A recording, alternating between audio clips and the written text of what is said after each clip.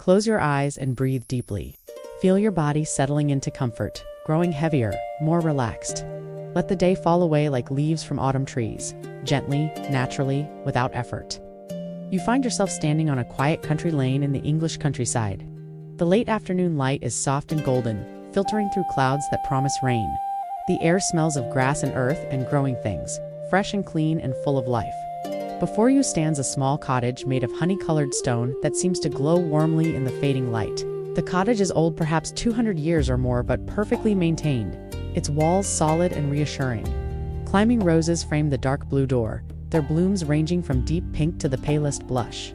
Some petals already fallen and scattered on the stone doorstep like confetti. The windows are framed by white-painted wood, and through them you can see the warm glow of lamplight within. Smoke rises lazily from the chimney, carrying with it the comforting scent of wood fire.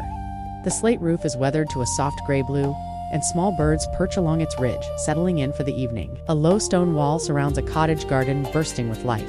Lavender bushes line the path to the door, their purple spikes heavy with scent. Hollyhocks tower against the cottage walls in shades of pink and cream. Roses tumble over arbors and delphiniums reach toward the sky in brilliant blues. Everything is lush and slightly wild, growing with the abundance that comes from gentle neglect and perfect conditions. As you walk up the stone path to the cottage door, the first drops of rain begin to fall. They're gentle at first, tentative, making soft pattering sounds on the broad leaves of the hostas planted along the path. The rain smells sweet, releasing the fragrance of the lavender and the earthy scent of the garden soil.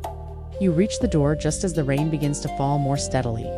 The door opens easily. Under your hand, you are expected here, welcomed here. You step inside and gently close the door behind you, shutting out the world and stepping into warmth and peace. The cottage embraces you immediately. The interior is exactly what you imagine: low ceilings with exposed wooden beams darkened by age. Whitewashed walls that glow warmly in the lamplight. Wide plank wooden floors worn smooth by generations of footsteps. Yuri standing in a small entrance hall with hooks along the wall holding waxed jackets and woolen scarves. A pair of Wellington boots stands by the door, and an old wooden bench offers a place to sit and remove your shoes.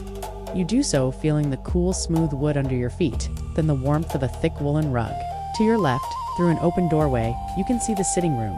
A fire burns in a large stone fireplace, its flames dancing and crackling, throwing warm light across the room. The sound is deeply comforting, the snap and pop of burning wood. The gentle roar of the flames, the settling of logs as they turn to glowing embers. You move into the sitting room, drawn by the warmth and light. The room is small and cozy, furnished with pieces that have been here for decades. A deep sofa sits facing the fireplace, upholstered in faded floral fabric, and piled with cushions in various patterned stripes and florals, and solids, all in soft muted colors. A worn but beautiful Persian rug covers the center of the floor, its reds and blues mellowed by age. Bookshelves line one wall, filled with an eclectic collection leather-bound classics, welcomed paperbacks, field guides to British birds and wildflowers, poetry collections, old novels. Some books stand upright, others are stacked horizontally, and a few lean against their neighbors at comfortable angles. They look well-loved and frequently read. In one corner stands a grandfather clock, its pendulum swinging with steady, peaceful rhythm. It's ticking a quiet heartbeat in the room. The clock face shows the phases of the moon as well as the time, and its gentle ticking blends with the sound of the fire and the rain outside. You settle onto the sofa, sinking into its comfortable depths. The cushions embrace you, supporting your body perfectly. You arrange the pillows around you until you're completely comfortable, feeling the softness against your back, your sides, beneath your head. From here, you can see the fire clearly. The flames are mesmerizing, always moving, always changing, dancing from gold to orange to deep red. Occasionally, a flame leaps higher, bright and brief, then settles back. The logs glow from within, revealing intricate patterns of orange and scarlet, slowly crumbling into ash as they give up their heat. The rain is falling steadily now, and you can hear it drumming on the roof, pattering against the windows, dripping from the eaves. It's one of the most comforting sounds in the world, rain falling while you re safe and warm inside. The world outside is gray and wet, but here inside, all is golden and dry and peaceful. On a small table beside the sofa sits a teapot covered with a quilted cozy, a cup and saucer, and a plate with a slice of homemade cake. The teapot is old porcelain, decorated with faded roses. You pour yourself a cup of teats, still hot, perfectly brewed, filling the air with the scent of bergamot. Earl Grey, comforting and familiar. You take a sip, feeling the warmth spread through you. The cake is Victoria sponge, light and perfect, with a layer of raspberry jam and cream in the middle. It tastes of summer and care and time-honored recipes. You eat slowly, savoring each bite, washing it down with sips of tea, feeling more relaxed with each moment. Through the window, you watch the rain falling in the garden. The flowers bow under the weight of water, their colors deepened and intensified by the wet. The stone path has turned dark gray, and small puddles are forming in the low spots. The rain creates a silvery curtain, softening everything, making the garden look like an impressionist painting. A robin appears on the windowsill outside, its red breast bright against the gray day. It shakes its feathers, scattering water droplets, then settles down, finding shelter under the eaves. The bird seems content to wait out the rain, occasionally tilting its head to look inside at you, unafraid, companionable. You finish your tea and cake and set the cup down gently. The fire continues its gentle crackling. The clock continues its steady ticking. The rain continues its soothing patter. All of it blends together into a symphony of peace, each sound supporting the others, creating perfect harmony. Your eyelids are growing heavy now, and you let them close for long moments, opening them only occasionally to check the fire, to watch the rain, to observe the light shifting as the afternoon fades toward evening. On the mantelpiece above the fire, you notice various treasures collected over time. A pair of brass candlesticks, their surfaces gleaming in the firelight. A small clock that has stopped at 3 o'clock? Or is it 3 in the morning or afternoon? It doesn't matter here. A few smooth stones, obviously collected from a beach somewhere, their surfaces polished by waves. A dried flower arrangement in faded purples and pinks. Framed photographs of people from another era, their faces kind and peaceful. The walls are decorated simply but beautifully. Watercolor paintings of the local countryside, rolling hills, stone walls, sheep grazing, country lanes winding between hedgerows. Each painting captures the gentle beauty of this landscape, the soft colors and peaceful vistas. A basket beside the fireplace holds knitting a partially finished scarf in shades of cream and gray, the needles still holding the stitches, ready to be picked up again. Beside it, a stack of magazines about gardens and country living, their pages well thumbed. Everything in this cottage speaks of a life lived slowly, carefully, with attention to small pleasures and simple beauties. There is no hurry here, no rush, no pressure to be anywhere or do anything. Time moves at the pace of the grandfather clock's pendulum, steady and unhurried, marking moments but not demanding anything of them. The light outside continues to fade, the gray day becoming grayer, but the cottage grows cozier in response. The fire seems brighter as the daylight dims and the lamplight takes on a warmer glow.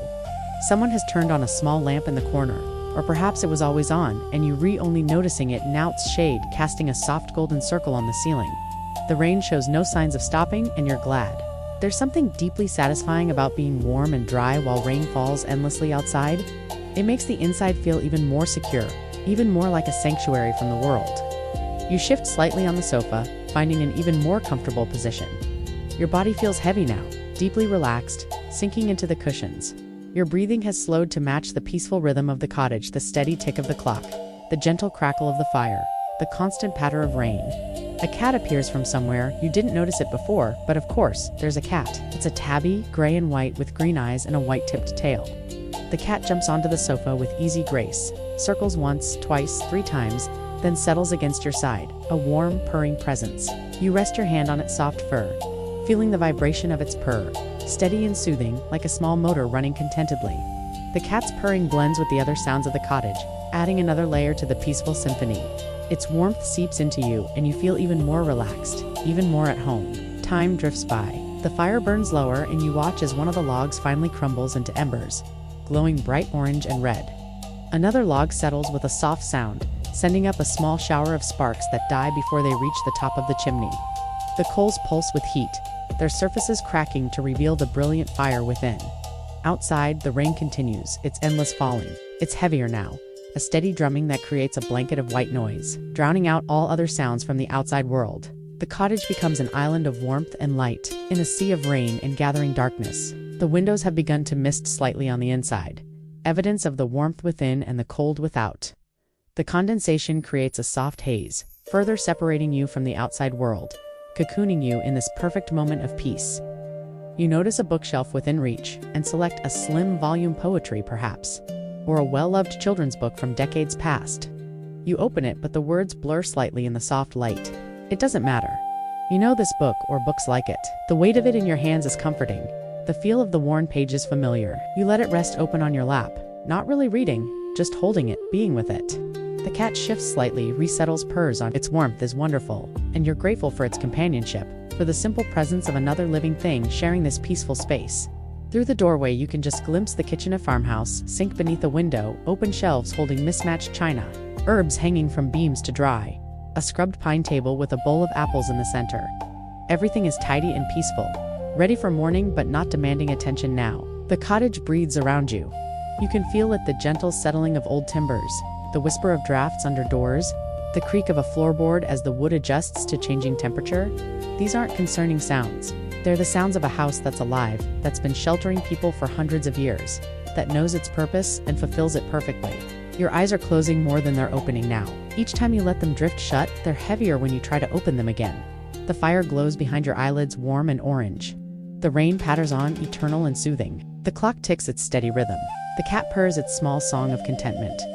You let your eyes stay closed now. The cottage holds you safely. The sofa supports you perfectly. The cushions cradle you gently. The cat warms you with its presence. The fire gives its heat freely. The rain creates a protective barrier around this sanctuary. In your mind's eye, you see the cottage as it must look from outside, a small square of golden light in the gathering darkness. Smoke rising from the chimney. Rain falling all around, but inside, perfect peace, perfect warmth, perfect safety. You sink deeper into the sofa, deeper into relaxation, deeper into peace. Your breathing matches the rain's rhythm in and out, gentle and steady, natural and effortless. The cottage settles around you for the night. The fire burns low, glowing rather than flaming, radiating steady warmth. The lamps glow softly, just bright enough to push back the darkness, creating a golden sanctuary. Outside, the rain continues through the evening and into the night. The garden drinks it in gratefully, the roses and lavender and hollyhocks bowing beneath the gentle weight of water. The stone walls darken with wet. The lane outside becomes a small stream, water running down toward the village in the valley. But inside, all is dry and warm and safe. The cottage does what it has done for 2 centuries. It shelters, it comforts, it provides refuge from the world. You are completely relaxed now, your body heavy and still, your mind quiet and calm. The sounds of the cottage surround you like a lullaby. Rain, clock, cats, purr, all blending into a peaceful song that asks nothing of you except that you rest. The cushions are so soft beneath you. The cat's warmth spreads through you. The fire's heat embraces you. The rain's rhythm rocks you gently. Like a boat on a calm sea, like a cradle in gentle motion, you're safe here in this cottage. Safe from the rain, safe from the world, safe from worry and stress and all demands. Here, there is only this moment, only this peace, only this deep, quiet rest. The flames dance lower, glowing embers now, pulsing with deep red heat. The rain patters on, steady and eternal. The clock ticks its way through the evening, marking time but not hurrying it.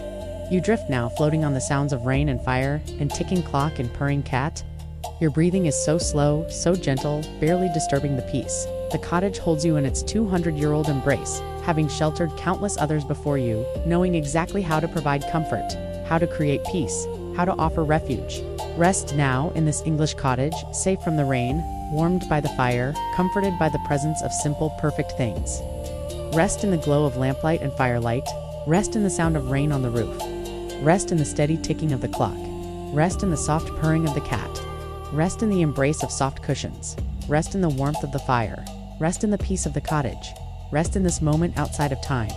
May your sleep be as peaceful as a rainy evening by the fire, and your rest as deep as the quiet countryside night.